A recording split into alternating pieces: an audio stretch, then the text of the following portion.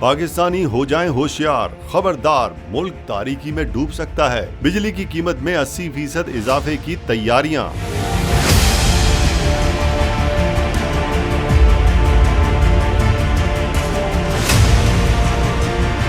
लगता है कि इम्पोर्टेड हुकूमत के कदम मुल्क के लिए अशुभ हैं, जो हर नए दिन के साथ पाकिस्तानियों को बुरी खबरों का सामना है और उनकी मुश्किलात में मुसलसल इजाफा ही हो रहा है। जहां अवाम को पेट्रोलियम मसनूआत की कीमतों में इजाफे के बाइस महंगाई के तूफान का सामना है, वहीं एक और मुसीबत पाकिस्तानी अवाम की मुंतजिर है। आखिर वो मुसीबत है क्या, आइए आपको बताते हैं।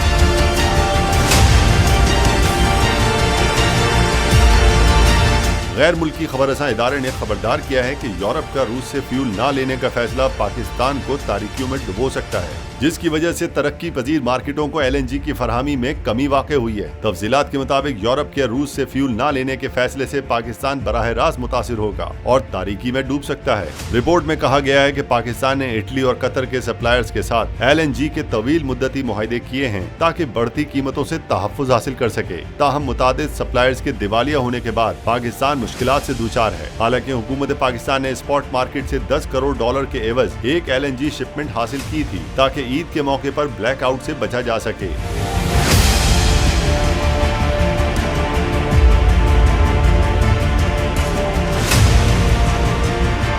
रिपोर्ट में इंकशाफ किया गया कि वजीर आजम शहबाज शरीफ ने रकम ना होने के बावजूद बैरून मुमालिक से महंगी कुदरती गैस खरीदने के अहकामात जारी किए। रिपोर्ट में खदशा जाहिर किया गया है कि हुकूमत कुदरती गैस सप्लाई को पावर प्लांट्स की जानिब मोड़ रही है, जिसके बाइस मसाइल ब्लैक आउट से आगे जाएंगे। दूसरी जानिब तहरीक इंसाफ के रहनुमा ने कहा है कि इम्पोर्टेड हुकूमत बिजली के नरखों में 80% इजाफा करने जा रही है। समाजी राब्ते की वेबसाइट ट्विटर पर अपने बयान में उन्होंने कहा कि पाकिस्तान तहरीक इंसाफ की जानिब से बिजली की कीमत में दी गई ₹5 की रिलीफ को इम्पोर्टेड हुकूमत ने खत्म कर दिया है। उन्होंने कहा कि इम्पोर्टेड हुकूमत ने अगले 3 माह में फी यूनिट बिजली कीमत ₹7.91 बढ़ाने का ऐलान कर दिया है। हम्माद अजहर का कहना था कि फ्यूल कॉस्ट एडजस्टमेंट और टैक्स इसके अलावा हैं। मिफ्ता साहब ने बिजली की कीमत ₹12 फी यूनिट करने का वादा किया था और अब ये बिजली का बुनियादी टैरिफ ही ₹13 से बढ़ाने चले हैं।